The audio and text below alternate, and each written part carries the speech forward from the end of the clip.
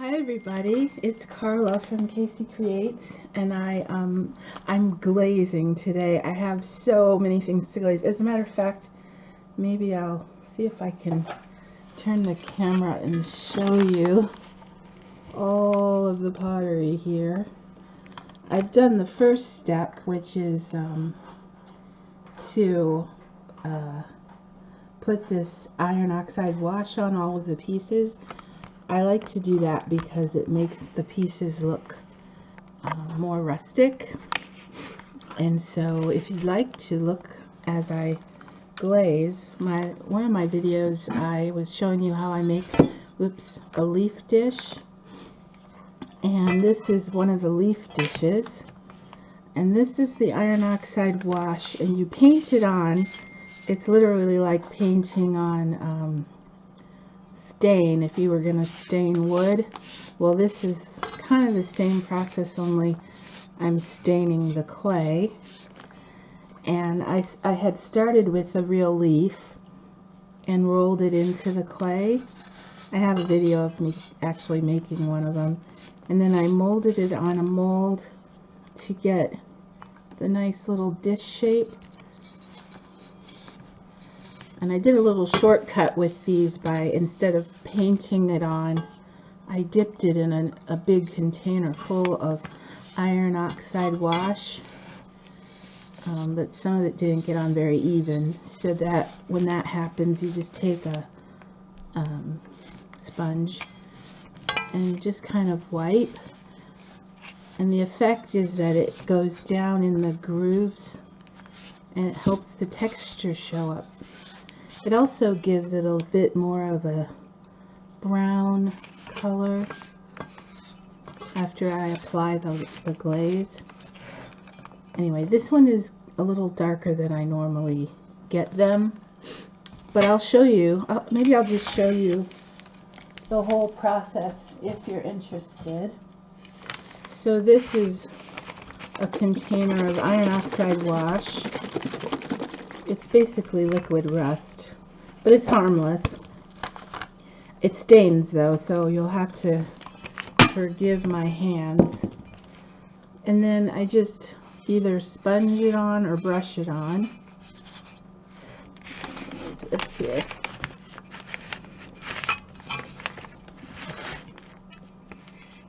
And if you can see, it gets darker where it settles down in the grooves. Turn that off. And I do it on the front and the back. So the normal bisqueware color, this has been fired one time and it gets that peachy pink color. And so I like to stain it, and that way wherever there's not going to be glaze, it'll still have some color other than the bisqueware. Now it will get darker because when I glaze fire, we fire it hotter, and then the true color of the clay comes through and it's a more sandy brown color. This is called speckled brownstone. That's the clay body I'm using. So I'll try to remember to link the video of me actually creating the leaf dish from the clay, and my goal is to just show you all the whole process. So I created it out of the soft clay, let it get leather hard, and then bisque fired it. Now I'm staining the bisqueware, and I'm going to glaze one of these, and then after I glaze it and fire it, I'll come back and show you the finished piece. So there'll be a third step video to the leaf dish. But that's all I have to do as far as staining the leaf. And I put my iron oxide wash far, far away. We had a mishap once years ago where a toddler had come in my studio and this got spilt onto the carpet. And the only way we could get it done was they had to cut that section of the carpet and completely replace it because it was stained forever. But accidents happen. So I have two leaf dishes here stained. with the iron oxide wash. And then we have to do what's called wax the foot. And I put wax on the foot. This is called wax resist. And I just buy it in, how many ounces is this? This is probably about a little more than 10 ounces. They portion it out, and you have to be careful not to get this anywhere on the bisqueware that you don't want it, because it doesn't come off unless you re-bisque fire it. Some people think they have tricks for getting it off, but the only ones that I think really work are just completely re-bisque firing it, and that is a pain. So I just kind of drag my brush around. The reason I do this is because I don't want glaze to get on the foot, because we fire it, you know, sitting on the foot, and if the glaze gets on the kiln shelf, I'll have a beautiful piece of pottery stuck to an ugly kiln shelf, because the glaze will melt onto the shelf. Now people will use little pronged pieces to set them on, but we high fire and they're not always calibrated to go that hot, so this is our best option. Then when this wax burns off, it'll still be that nice toasty brown color. I think I'll go ahead and just put a little bit here in the grooves as well.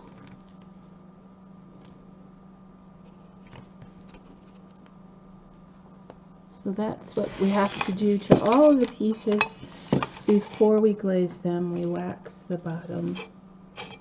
You don't have to use a lot, just enough so that it looks wet. Then you know you have enough on there.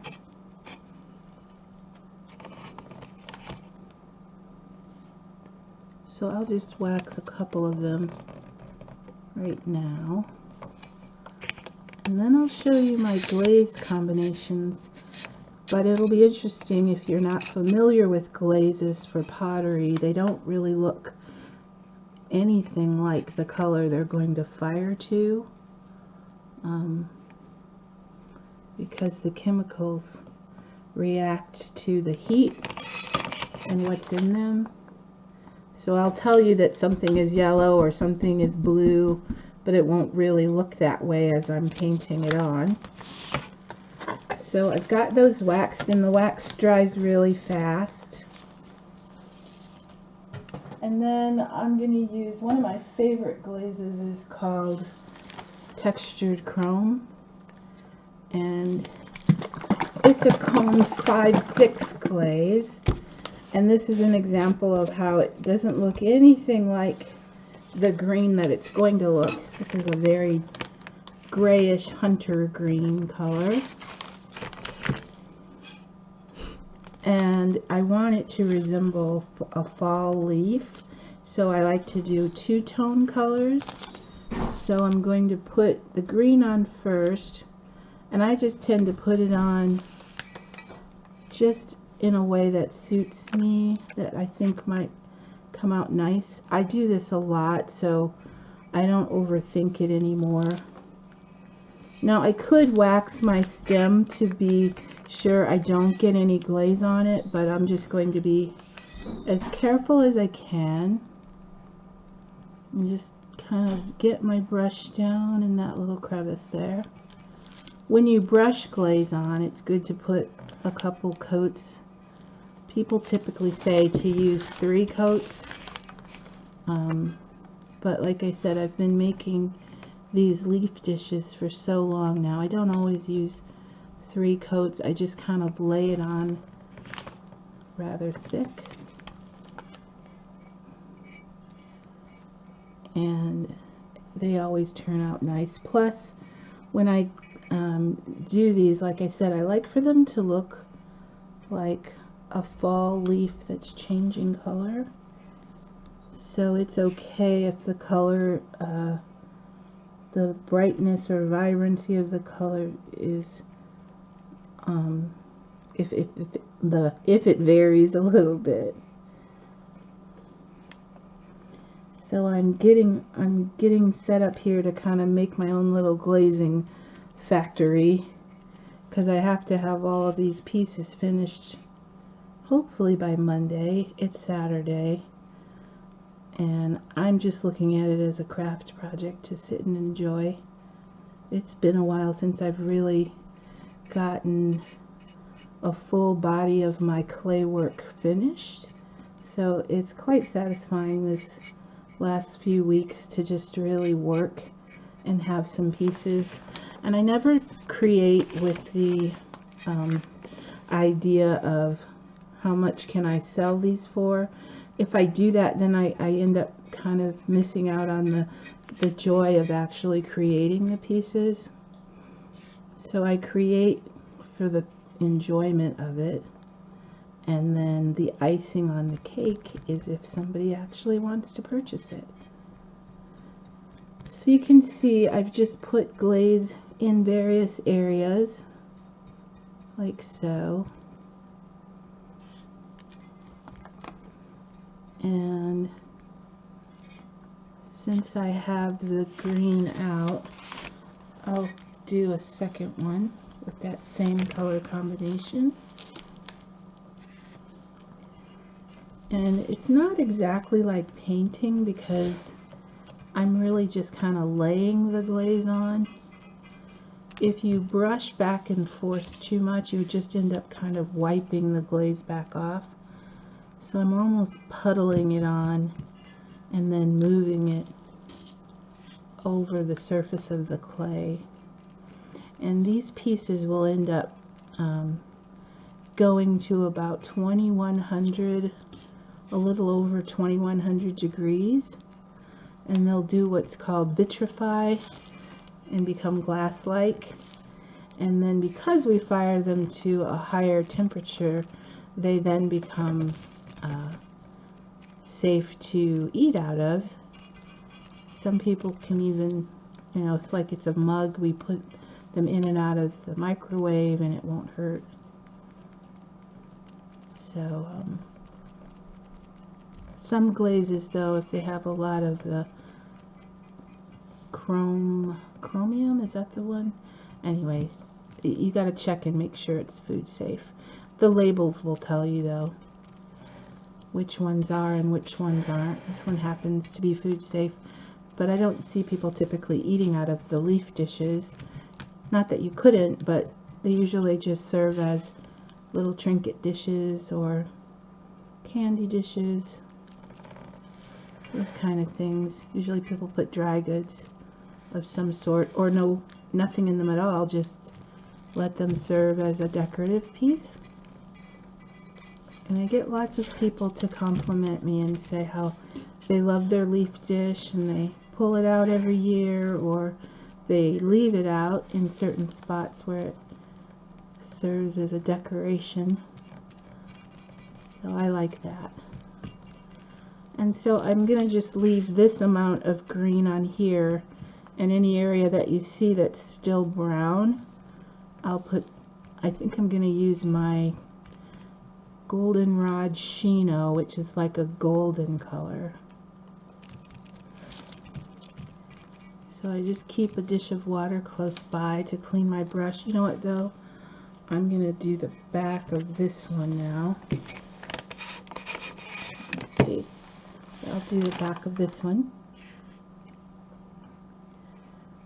in the same process, where I'll just do some of it green and some of it another color. I'm really happy with how fast glaze dries. And you can overlap. Glazing is a whole animal unto itself. It happens to be one that I'm not that crazy about. My sister does pottery as well, and she loves the glazing process because she's a painter, and so she really likes, you know, the color mixing and blending, and I definitely like the creating process better than the glazing. But it is wonderful once everything's all glazed and you open the kiln. It's like a wonderful surprise to just see everything in the kiln. Glaze kilns go quicker than bisque kilns. Usually we can get everything in a 10 cubic electric kiln, glazed in about 4 hours, and then another 6 to 8 hours for it to cool down. So one day. This kilns can take about 2 days, just because you really want them to cool all the way down. I think that's the hardest part, is waiting for my kiln to cool to a safe enough temperature to open, but you never want to open it too soon if you don't have to. Okay, so I've got my green on the back of that one.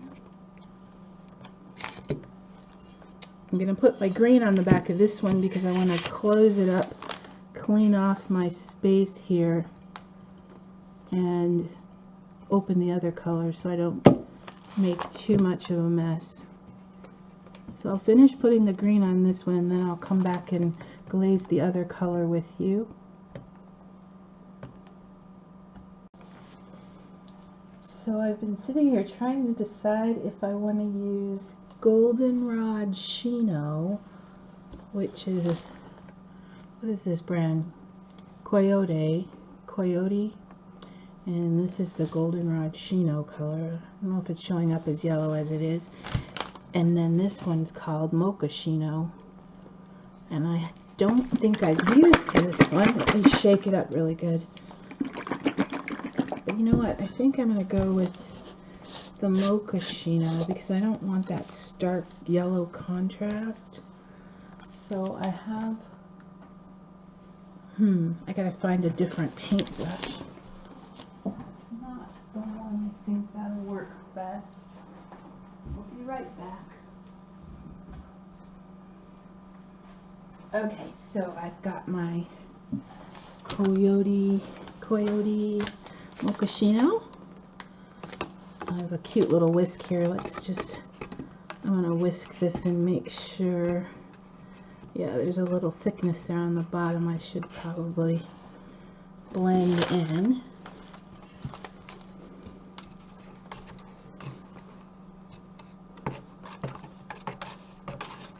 Glaze chemicals tend to settle easily. And I don't know if you know, but one trick is to put a few granules of Epsom salt, and it will help it dissolve. Okay, so that's much better. And then again, I'll just lay the glaze on more than brush it on.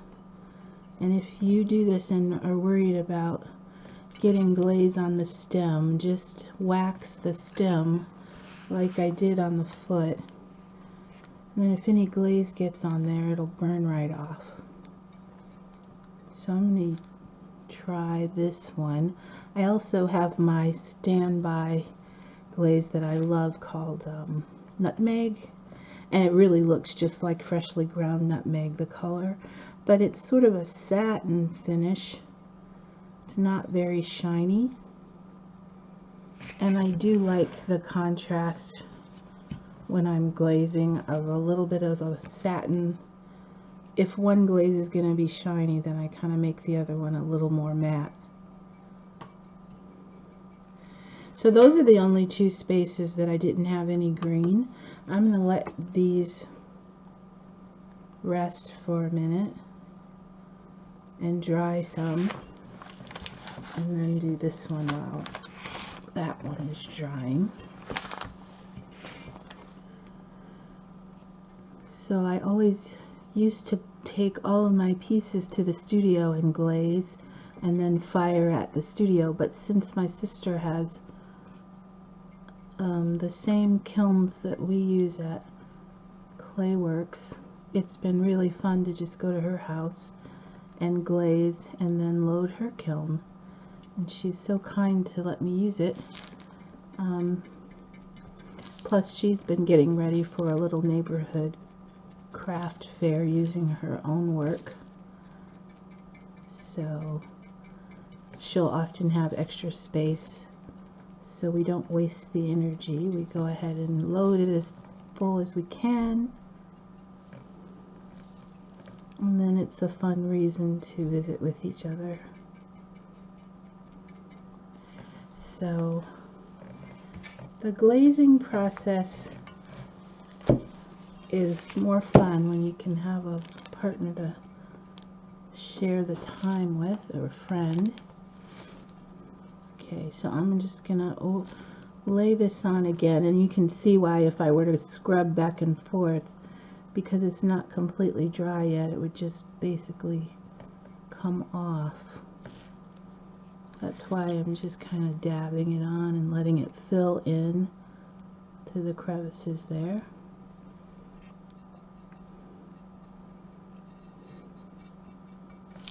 And I'll just load a little more on. So I don't know how much of this would interest you, but it's much more enjoyable to feel like I'm crafting for a reason.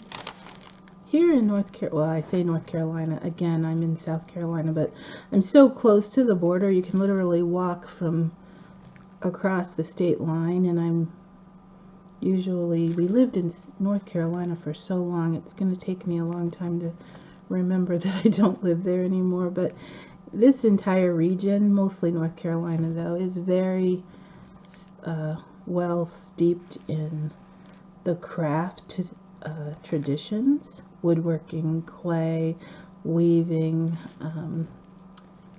just so much, because it's a very rich in Native American history too, and there's still reservations where they do a lot of their original crafts.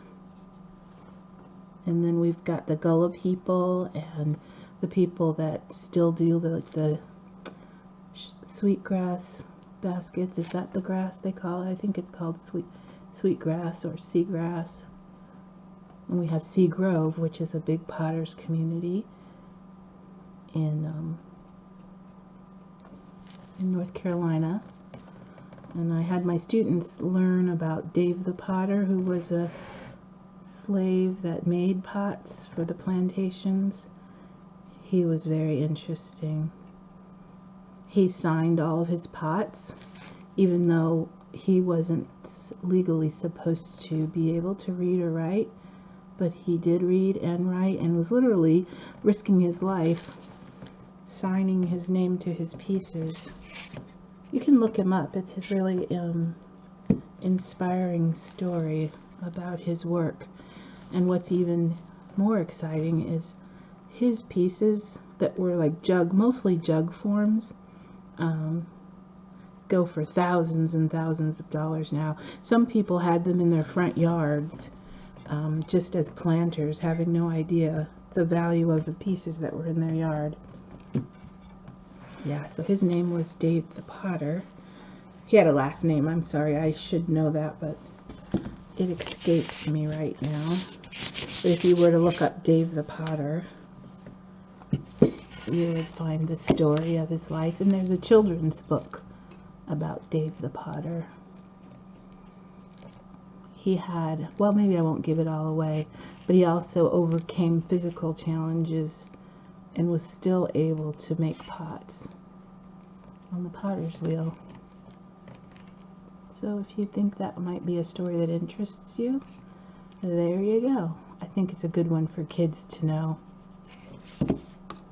Anyway, this is getting kind of long, and it is almost like watching paint dry, and I'm so sorry because I'm just chatting and painting, and I don't even know if I was in frame.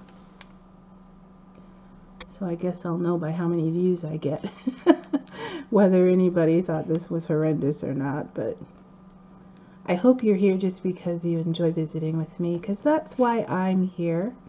I have to get this work done, so I thought, why not turn on the camera and visit with my crafting friends at the same time. So I do want to thank you for visiting with me for however long you were able to stay. And if you aren't hearing me say this, you weren't able to stay for the entire video, but I absolutely understand. So then after I get it all of the glaze on, then I go back with a sponge and just kind of clean up any drips. Like here I got a little spot, but for this particular piece, that kind of lends itself to the leaves changing colors and finding different colors in different spots. And I can even overlap it a little bit. It'll be interesting to see what it changes to. So those are finished, and I'm just gonna go back, like for instance I got a little bit of green on the stem here. I have to clean that off. And then I have a tiny bit that's bubbled here, and I just do what I call feather it and just kind of do a quick little stroke across like that to flatten it, but it'll definitely melt once it gets in the kiln. So thanks for joining me as I glaze my pieces. I'm going to keep on working here. If I don't come back to show you any more glazing, I will come back to show you the finished pieces after they come out of the kiln, and that'll be in a couple of days. But I hope you're enjoying your day, whether it's day or night, and getting some crafting done. And thanks for visiting. Comment if you'd like. I always love to hear from you, and we'll see you again soon. Bye.